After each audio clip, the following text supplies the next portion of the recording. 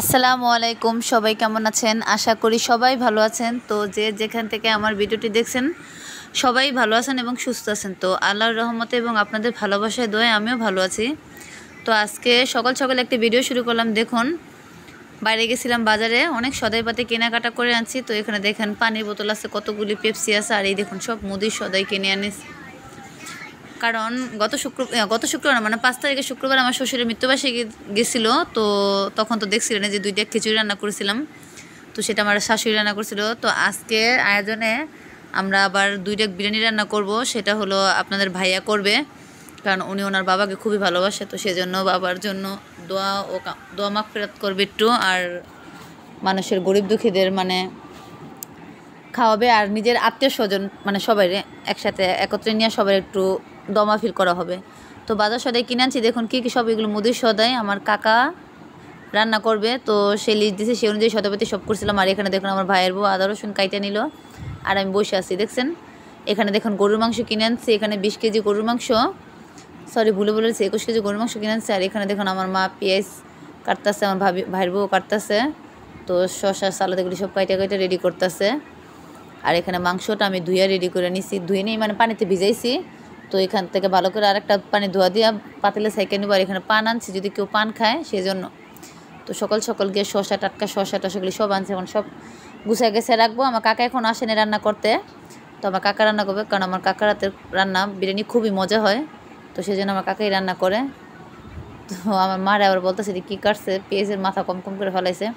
তো যাই হোক, এগুলি যে মশলা বলছে, জায়ফল যৌতুক যা যা বলছে সব মশলা, এখানে আদা রসুন বাটা সব আপনার বাইটা বক্সে বক্সে ভরে রাখছে সব, মানে যা যা লাগবে বিরিয়ানি। এখানে পেঁয়াজ কাটা হয়েছে, শসা শিলা হয়েছে, আর এখানে হয়েছে আপনার যে কোটাকাটিগুলো রেখে দিচ্ছি কুলে। আর এই দেখুন ফাঁকে আমি মাংসটা ধুইয়া পাতিলে সাইকা নিছি। তো আস্তে আস্তে পানি আর উঠতে পারে, কারণ মাংস সাইকা নিলে তো আর এখানে চালানো তার আমি সাকি নেই। তো পানগুলো আমি আমার ভাইয়ের বউ সিরা দেখুন সাজা রাখছি। তো ফাইনালি নিচে চলে আসছি। দেখুন আমার কাকা অলরেডি চুলা ধরাই দিয়া পাতিলে তেল দিয়ে দিছে, পাতিল গরম হয়ে গেছে। তো রান্না করবো। দেখুন এখানে টেবিল সামনে দিছি, তো যাবতীয় মশলা এখানে দেখুন মাংস দেখুন পানি উঠছে কত। তো এখানে সাইকা দেওয়া হবে মাংসটা, যাই হোক।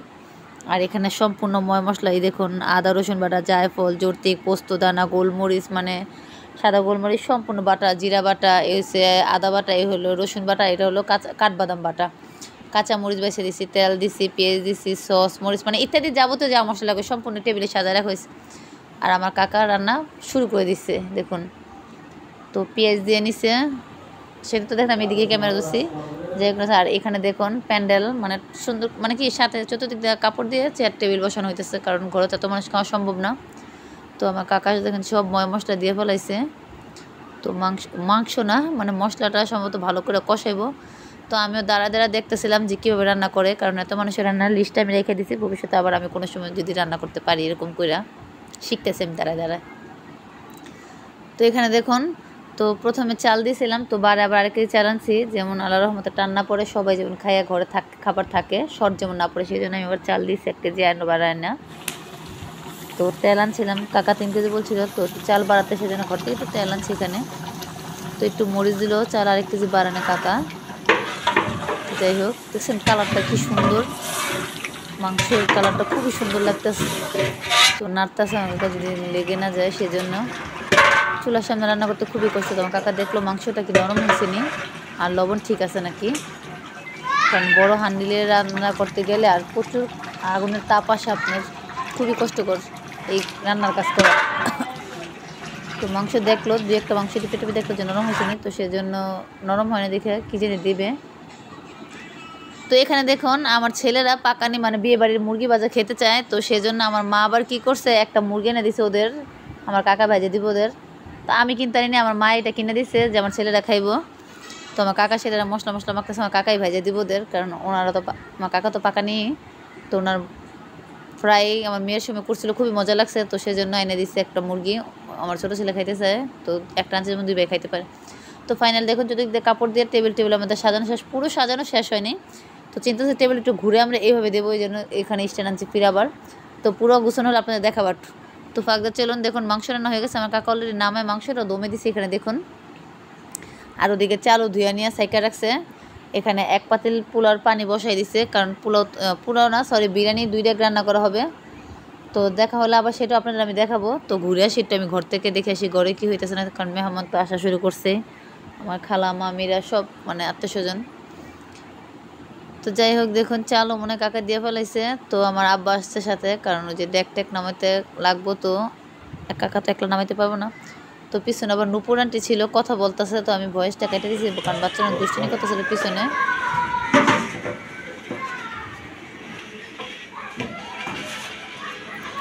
তো আমার আব্বা নিয়ে পাতিলটা ধরে নামাইবে এখন দেখুন আপনার, কারণ একজন ধরে নামানো সম্ভব না। তো এক পাতিল বিরিয়ানি হয়ে গেছে, দম দিবে। ও না সরি, আমি উপরে গেছিলাম খেয়ালই করিনি, এক পাতিল বিরিয়ানি হয়ে গেছে, দম দেওয়া শেষ, ওইখান থেকে নাইরা আবার এখন আরেকটা নামা নিয়েছে। তাহলে ফাইনালি রান্নাই শেষ আমাদের 2 ডেক বিরিয়ানি। তো ওইটা নাইরা মনে হয় লাড়াচা দেওয়ার পরে মনে হয় দম দেওয়া হবে, আর এটা মনে হয় বিরিয়ানি একটু উল্টায় পাল্টায় দিবে, কারণ দেখবে ওই দেখুন যেটা বলছে সেটাই সত্য। তো দেখুন এখন বিরিয়ানিটা উল্টে দেওয়া হবে। তো আমার আব্বা এবার নাড়তে নিয়েছিল, তো হয়তো আব্বা নাড়তে পারবে না দেখে আমার চাচা এই পরে ঠিকঠাক, আমার মেয়ে আবার এখানে কটকট করতেছে। তো আমার মেয়ে আবার আমার বোনদের সাথে খেলা করতেছে, কতক্ষণ এই আমার এই বোনের কাছে ওই বোনের কাছে যায়, খেলা মনে গেছে। তো ওই দেখুন আমার আব্বা আবার লাড়তেছে, তো আব্বা ঠিক করে লাড়তে পারতেছে না, কারণ আমার আব্বা তো আর এই কাজ করে না। তো দেখুন আমার কাকা এখন নাড়তেছে, দেখুন ওনার লাড়ার স্টাইল অন্যরকম। তো যার যেই কাজ সে সেই কাজ খুবই ভালো পারে, তো আমার আব্বা তোর করে না। তো আব্বা পাতিল ধরছে, কাকা লাড়তেছে। তো যাই হোক আমাদের বিরিয়ানি রান্না বান্না করা শেষ। তো আমরা গায়ে গোসল করে চলে আসবো, কারণ একটু পরে মিলাদ পড়তে হুজুর আসবো। তো এখানে আবার দেখুন এখানে গাওয়ার পর্ব খাওয়া চলছে, তো গাওয়া খাবে সেজন্য তো গাওয়া দিছি। তো সবাই গাওয়া খাচ্ছে, একটু কথা বলতেছে, এখানে হাসাহাসি করতেছে। তো সবাই টেবিলে বসে নিছে, খেজুর দিয়ে গাওয়া খাচ্ছে সবাই। তো গাওয়া অনেকে চিনেন, হয়তো অনেকে চিনেন না, এটা সৌদি আরবে পাওয়া যায়।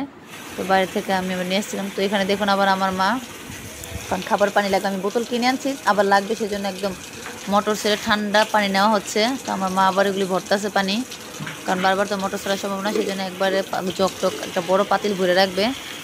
তো খাওয়া হলে এখান থেকে নিয়ে খাওয়া যাবে, আর মোটর ছাড়া লাগবে না। আর ফ্রিজে তো পানির বোতল রাখছি, কিনে আনছি। তো ফাইনালি দেখুন আমাদের মানে ডেকোরেশনের লুক। তো এই দেখুন রান্নাও শেষ, টেবিল সাজানো শেষ, প্রতি টেবিলে 10টা করে প্লেট, 6টা করে গ্লাস দেওয়া হয়েছে, সুন্দর করে সাজানো, একটা করে জগ দেওয়া হয়েছে।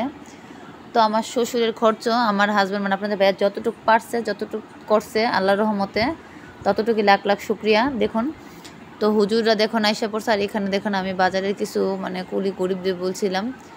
তো সবচেয়ে বড় কথা কি, আমার শ্বশুরের আত্মা শান্তি পাইবে, ওনাদের যদি আমি খাওয়াই, ওনাদের দোয়ায় আমার শ্বশুরের আত্মা শান্তি পাইবে, সেই জন্য তাই। তো এখানে হুজুর আসছে, ওনারা মিলাদ পড়াবে, হুজুর দোয়া পড়া শুরু করে দিচ্ছে।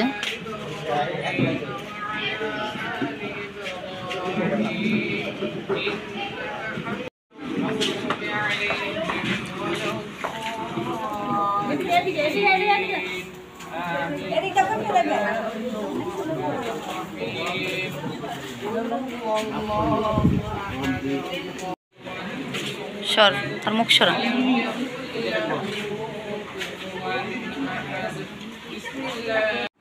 তো দেখতে পারলেন কত মানুষ মিলাদ পড়তেছে। তো মহিলাদের তো জায়গা নয়, তো সেই জন্য আমার শাশুড়ি সমিতির রুম খুলে দেওয়া হয়েছে, ওইখানে সব মহিলা যাচ্ছে। আর এখানে দেখুন আমি মিষ্টি আনছি, মিষ্টি না জিলাপি আনছি, জিলাপি না আমিতি। তো দোয়া শুরু হয়ে গেছে, দোয়া করি আমরা এখন।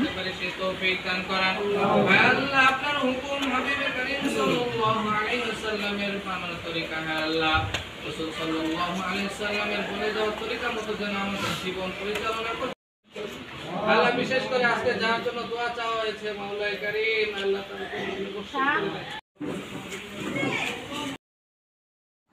তো দোয়া করা শেষ দেখুন। তো এখন খাবার দাওয়া শুরু হয়ে গেছে। তো আমার মামা দেওর আছে, আবার ওই যে আমার মামা শ্বশুর করে দেওর আছে, আমার আব্বাও আছে। তো সবার আগে মুরব্বীদের আর যে হুজুরদের খাওয়া দাওয়া শুরু, প্রথম বইটা ওনাদের খাওয়া দিছে। তো দেখুন 3 টেবিলে খানা দানা শুরু হয়ে গেছে। তো প্রথম টেবিলে হুজুরা বসছে, দ্বিতীয় টেবিলে আত্মীয়রা বসছে, তৃতীয় টেবিলে মানে বাজারে যারা যারা কাজ করে তাদেরকে বলছি সবাই খেতে বসছে। তো যাই হোক এক এক করে প্রতি টেবিলে বসবে, আর মানুষ তো আসতেছে, তাদের কথা বলতেছে। তো আমি এখানে তো দাঁড়াচ্ছি আগে পাশে আগে। তো এটা আমার মামা বাড়তেছে, তো এই আমার আব্বাও দেখেন সাথে আছে, উনিও বাড়তেছে। সবাই বাইরে খাওয়া দাওয়া করাইতেছে, কারণ হাতে হাতে না বাইরে খাওয়ালে তো দেরি হয়ে যাইব। তো এখানে আমার দেবর আছে, আমার শাশুড়ি দাঁড়ায় আছে দেখুন। তো সবাই বাইরে খাওয়াইতেছে এখানে। তো দেখুন প্রথম বইটা খাওয়া শেষ, দ্বিতীয় বইটা খাইতেছে। তো আমার ছেলে ছোটো ছেলে এখানে বসে পড়ছে খাইতে, ওদের সাথে ওর ক্ষুদা লাগছে। তো তো যাই হোক এক এক করে এখন সব মানুষ খাওয়া দাওয়া হবে। ওখানে প্লেট ধুচ্ছে আমার মা, আবার সাথে একজন আছে আমার মা ধরপাকি সব কইতেছে, কারণ যা টুকিটাকি কাজ সব দেখলেন তো আমার মা আর আমার ভাইয়ের বউ করলো যে কোটাকাটি বাটাবাটি সব কিছু। তো বাটনা বাড়ছে আমার মা, মশলা সব আমার মা একা বাড়ছে হাতে, তো সেটা আমি তুলতে খেয়াল ছিল না। তো এখানে দেখুন, তো এখন আবার এই তৃতীয় বৈঠক খাওয়া শুয়েছে, তো আরেক বৈঠকে বসবে খাইতে।